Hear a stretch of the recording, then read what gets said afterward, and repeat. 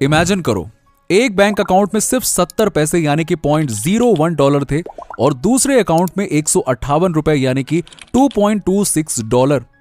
अब सोचो इतने कम पैसे के साथ कोई कैसे जिंदगी चलाएगा। ये वो टाइम था जब ग्रांट को उसकी जॉब से निकाल दिया गया था। उनके पास कोई ऑप्शन नहीं बचा था, तो मजबूरी में उन्हें अपने पेरेंट्स के घर पे शिफ्ट होना पड़ा। वो कहते हैं कि उनके देश में अगर कोई 24 साल का लड़का अपने माँ बाप के साथ रहने वापस आ जाए तो लोग उसे लूजर समझते हैं। और सच कहें तो ग्रांट भी अपने आप को लूजर ही फील करते थे। हर रात डिनर टाइम पर उनके पेरेंट्स उनसे एक ही सवाल पूछते थे, बेटा जॉब मिली कि नहीं? और वो शर्मिंदगी से आंखें झुकाकर जवाब देते, नहीं अभी ढूंढ रहा हूं। पिछले 2 महीने में वो लगभग 200 से ज्यादा कंपनियों में अपने रिज्यूमे को भेज चुके थे, दिन रात मेहनत की, लेकिन कहीं से एक भी कॉल नहीं आई। एक दिन की बात है कि वो इतने फ्रस्ट्रेट हो गए कि एक खाली ग्राउंड में जाकर लेट गए। आसमान को देखते हुए उनके दिमाग में कई सवाल घूमने लगे। यार मैंने तो अच्छी यूनिवर्सिटी में एडमिशन लिया था, वहां अच्छे ग्रेड्स भी लाए थे, फिर भी मेरी ये हालत क्यों हो गई? उन्हें अपने डैड की बात याद आई जो कहते थे, जॉब कर ले, शुरू में पसंद ना भी हो तो बाद में आदत हो जाएगी। ग्रांट ने वैसा ही किया था। एक हाई सैलरी जॉब ज्वाइन की जो उन्हें पसंद नहीं थी, सिर्फ इसीलिए कि उनके डैड को लगता था कि यह सही रास्ता है। लेकिन इतना कुछ करने के बाद भी उनकी जिंदगी उस मोड़ पर आ गई जहां बैंक में गिनती के 10 रुपए थे और वो बेरोजगार थे। उनके कई दोस्त जिन्होंने पढ़ाई में ज्यादा मेहनत भी नहीं की थी, उनसे कहीं बेहतर सिचुएशन में थे। कोई बिजनेस कर रहा था, कोई जॉब में सेटल हो गया था, और ग्रांट वो अपने पेरेंट्स के घर पर डिपेंडेंट थे। उस पल उन्हें लगा कि अब तो बहुत हो गया, अब कुछ तो करना पड़ेगा। तभी उन्होंने अपने लिए एक बड़ा गोल सेट किया कि उनके बैंक अकाउंट में कम से कम 7.5 करोड़ रुपए तो होना चाहिए। उन्हें किसी भी हाल में फाइनेंशियल फ्रीडम चाहिए थी। लेकिन सवाल यह था कि इतना बड़ा गोल हासिल कैसे करेंगे? रास्ता अभी भी क्लियर नहीं था। लेकिन फिर भी ग्रांट ने हार नहीं मानी। अगले 5 साल तक उन्होंने जी तोड़ मेहनत की। जो भी पर्सनल फाइनेंस की किताब उनके हाथ लगी उसे पढ़ डाला। वो बताते हैं कि उन्होंने हर उस चीज को समझने की कोशिश की जो पैसों को मैनेज करने और बढ़ाने में मदद कर सकती थी। इस दौरान उन्होंने जॉब्स भी की, छोटी मोटी जॉब से लेकर कुछ ठीक ठाक वाली तक, हर तरह की। लेकिन सिर्फ जॉब करने से काम नहीं चला, तो उन्होंने 2 कंपनियां भी शुरू की। ये सब आसान नहीं था। वो कई बार फेल हुए, कई बार नुकसान हुआ, लेकिन वो रुके नहीं। 5 साल की मेहनत का नतीजा ये निकला कि उनके पास 7.5 करोड़ रुपए से ज्यादा हो गए थे। अब वो सोचने लगे कि 75 करोड़ तक कैसे पहुंचा जाए। और सिर्फ अपने लिए नहीं, वो चाहते थे कि बाकी लोग भी फाइनेंशियल फ्रीडम हासिल कर सकें। इसीलिए उन्होंने अपनी जर्नी को एक किताब में लिखा, financial freedom, a proven path to all the money you will ever need. इस किताब में उन्होंने अपनी जिंदगी के हर स्टेप को डिटेल में बताया कि कैसे वो उस मुश्किल वक्त से निकलकर यहां तक पहुंचे हैं। आज हम उसी जर्नी को थोड़ा और डीपली समझने की कोशिश करेंगे। So let's start. According to author, financial freedom के 7 स्टेजेस हैं। ग्रांट ने अपनी फाइनेंशियल जर्नी में 7 इंपॉर्टेंट स्टेजेस आइडेंटिफाई किए जो हर उस इंसान के लिए रोड मैप की तरह काम करते हैं जो फाइनेंशियल फ्रीडम पाना चाहते हैं। ये स्टेजेस सिर्फ थियरी नहीं है, बल्कि प्रैक्टिकल स्टेप्स हैं जो हम अपनी रियल लाइफ में अप्लाई कर सकते हैं। तो चलो इन्हें एकदम सिंपल और रिलेटेबल तरीके से समझते हैं ताकि तुम भी अपने फाइनेंसेस को कंट्रोल में लाओ और फाइनेंशियल फ्रीडम की जर्नी कॉन्फिडेंटली शुरू कर सको। पहला, क्लैरिटी। सबसे पहला और सबसे जरूरी स्टेप। फाइनेंशियल फ्रीडम की जर्नी स्टार्ट करने से पहले एक चीज क्रिस्टल क्लियर होनी चाहिए कि आपको एग्जैक्टली कितना पैसा चाहिए। सोचो, आपको हर महीने 50,000 रुपए चाहिए अपनी लाइफ स्मूथली चलाने के लिए, तो साल का खर्चा हो गया 6 लाख।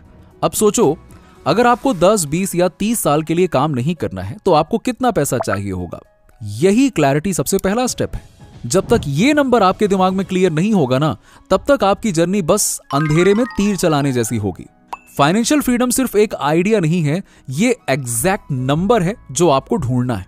इसके बाद आता है सेकंड स्टेज, सेल्फ सफिशिएंसी। इस स्टेज पर आप इतना कमा लेते हो कि किसी से फाइनेंशियल हेल्प लेने की जरूरत ही नहीं पड़ती। मान लो आप 15,000 रुपए महीना कमा रहे हो और उतना ही खर्च भी कर रहे हो। ना किसी पे बोझ हो, ना किसी की मदद की जरूरत है। आप अपने पैरों पे खड़े हो, अपने दम पे जी रहे हो।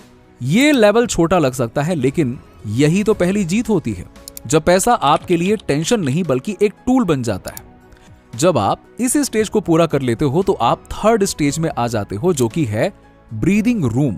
अब आपके पास थोड़ा एक्स्ट्रा पैसा बचने लगा है। अरे मान के चलो कल को आपकी जॉब ही चली जाए या कोई इमरजेंसी ही आ जाए तो कम से कम 1-2 महीने का खर्चा तो निकाल ही लोगे ना। हाँ, ये सोच के ही थोड़ा सुकून मिलता है ना। ये स्टेज आपको एक छोटी सी फाइनेंशियल आजादी देता है जहां आप थोड़ा सांस ले सकते हो बिना हर वक्त टेंशन लिए हुए।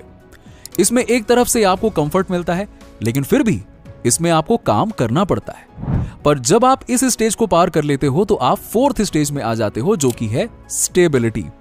इस स्टेज पर आपका सारा उधार खत्म हो चुका होता है, चाहे वो क्रेडिट कार्ड का बिल हो या किसी लोन का बर्डन, सब सेटल हो गया है। साथ ही आपके पास कम से कम 6 महीने के खर्च के लिए इमरजेंसी फंड भी रेडी है। अब पहली बार आपको लगता है कि जमीन पैर के नीचे है। आपको मिलती है थोड़ी सी सुकून वाली सांस, थोड़ी सी फाइनेंशियल सिक्योरिटी महसूस होने लगती है। हालांकि इस स्टेज के बाद में आता है 5th स्टेज, फ्लेक्सिबिलिटी। अब जब अगले 2 साल का खर्चा आपके पास ऑलरेडी सेफ है तो टेंशन लेने की जरूरत ही नहीं है।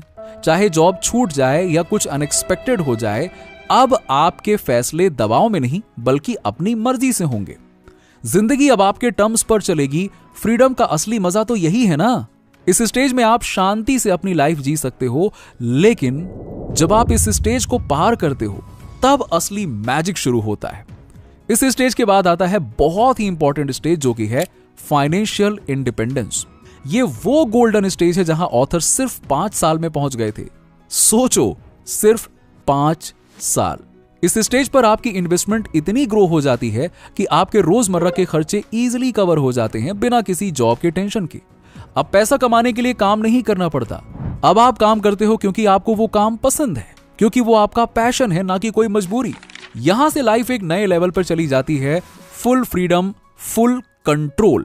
और जब आप इस स्टेज को पार कर लेते हो तब आप 7th स्टेज में चले जाते हो, जो कि है अबंडेंस। यकीन मानो, अब आपके पास में इतना पैसा हो चुका होता है कि चाहे जिंदगी भर आराम से खर्च करते रहो फिर भी खत्म नहीं होने वाला। अब टेंशन नहीं है, बस अपनों के साथ वक्त गुजारो, अपनी पसंद की चीज करो, हॉबीज जियो, सफर पे निकलो, घूमो फिरो, जिंदगी के पूरे शौक को महसूस करो, मजे करो। यही तो होता है असली फाइनेंशियल फ्रीडम, जब आपका पैसा काम करे और तुम जिंदगी के मजे लो। अब सवाल ये उठता है कि ये सारी स्टेज को एक्चुअली क्रॉस कैसे करें। सिर्फ प्लान बनाना तो काफी नहीं है ना, उसे पूरा करने के लिए सोचने का तरीका भी बदलना पड़ेगा। इसीलिए ग्रांट ने कुछ पावरफुल थिंकिंग मॉडल्स शेयर किए हैं जो आपकी माइंडसेट को शिफ्ट करने में हेल्प करेंगे। इन मॉडल्स की मदद से आप सिर्फ ज्यादा पैसा ही नहीं कमाएंगे बल्कि स्मार्ट फैसले लेना भी सीखेंगे। चलिए अब इन्हें एक एक करके गहराई से समझते हैं ताकि आप भी अपने फाइनेंशियल फ्रीडम के सफर में कॉन्फिडेंट कदम ले सकें। Number 1, time is more valuable then money. Grant कहते हैं कि पैसा तो हम फिर भी कमा ही लेंगे, लेकिन टाइम कभी वापस नहीं आएगा। क्रेड के फाउंडर कुणाल शाह कहते हैं कि मान लो आपकी इनकम प्रति घंटा 1000 रुपए है, तो क्या आप 500 रुपए के डिस्काउंट के लिए 30 मिनट वेस्ट करेंगे? नहीं ना। भारत में ज्यादातर लोग अपने समय की वैल्यू यानी कि अपने 1 घंटे की वैल्यू ही नहीं जानते हैं। अगर आपको पता हो कि आपका टाइम कितना कीमती है तो आप उसे बेकार की चीजों में वेस्ट नहीं करेंगे। जैसे यदि आप वर्किंग मैन या विमेन हैं तो घर में मेड रख सकते हैं, इससे आपका टाइम बचेगा। आप अपने गोल्स पर ज्यादा अच्छे से फोकस कर पाएंगे और किसी की जॉब भी क्रिएट हो जाएगी। ऑथर कहते हैं कि टाइम की वैल्यू समझो तो जिंदगी के सारे डिसीजंस आसान हो जाएंगे। अगर आपको अपने टाइम की वैल्यू समझ में आ गई तो हर फाइनेंशियल डिसीजन लेने में क्लैरिटी मिलने लगेगी और यही क्लैरिटी आपको ले जाएगी स्टेप नंबर 2 की तरफ, जो कि है your number matters. Financial freedom के लिए आपको कितना पैसा चाहिए, यह जानने के लिए आप 25x रिटायरमेंट रूल को फॉलो कर सकते हैं। यह रूल कहता है कि अपने सालाना खर्च का 25 गुना जमा कर लो। मान लो आपको हर साल 12 लाख रुपए चाहिए तो 12 लाख इंटू 25 कर लो इज इक्वल्स टू 3 करोड़ रुपए। अब इसे 2 पार्ट में डिवाइड कर दो। 1.5 करोड़ एफडी में डाल दो। ये 12 साल तक आपके खर्च के लिए चलेगा। इसके बाद 1.5 करोड़ को इंडेक्स फंड में डाल दो। अगर 15% रिटर्न मिला तो 12 साल में ये 8 करोड़ बन जाएगा। फिर 8 करोड़ को दोबारा 2 हिस्सों में बांटो, 4 करोड़ एफडी में, 4 करोड़ इंडेक्स फंड में। बस यही साइकिल चलती रहेगी। हाँ, ये शॉर्ट टर्म के लिए परफेक्ट प्लान शायद ना हो, लेकिन लॉन्ग टर्म में डेफिनेटली अच्छा काम करेगा, क्योंकि मार्केट शॉर्ट टर्म में ऊपर नीचे हो सकता है, लेकिन लॉन्ग टर्म में मार्केट का काम ही है ऊपर की तरफ जाना। आप हिस्ट्री उठा के देख सकते हो। यह प्लान एक दिशा देता है और जब आपका नंबर क्लियर हो तो आपका विजन भी क्लियर हो जाता है और विजन क्लियर हो जाए तो फिर कंपाउंडिंग का जादू समझ में आता है। और तीसरा स्टेप भी यही है, कंपाउंडिंग का जादू। हर 1000 रुपए जो आप आज सेव कर रहे हो वो 10 से 20 साल बाद आपको फाइनेंशियल फ्रीडम दिला सकता है, लेकिन इसके लिए बड़े खर्चे को बचाना जरूरी है। ग्रांट कहते हैं कि 3 चीजें हैं जहां लोग सबसे ज्यादा पैसा वेस्ट करते हैं। घर, आप सस्ता घर ले सकते हो या रेंट पे रहो ना, इसके लिए आप थोड़े शहर से दूर में शिफ्ट कर सकते हो, जिससे आपके खर्चे थोड़े कम हो जाएंगे और पैसा आपका सेव हो जाएगा। गाड़ी, जरूरत की गाड़ी लो, दूसरों को सिर्फ शो ऑफ करने के लिए ओवर स्पेंड मत करो। खाना, बाहर खाने की बजाय घर पे खाना खाओ ना। होटल में जो पैसा वेस्ट होता है उसे आप वाइजली इन्वेस्ट कर सकते हो। भारत में एक और चीज है, शादियां। लोग ईएमआई भरते भरते शादी का लोन चुकाते हैं। सोचो अगर यही पैसा इन्वेस्ट होता तो जब आप अननेसेसरी खर्च से बचते हो तभी तो आपके 1000 रुपए कंपाउंडिंग के सफर पे निकलते हैं, और यही सेविंग आप इन्वेस्ट कर सकते हो साइड इनकम बनाने में। स्टेप नंबर 4, साइड बिजनेस से कमाई।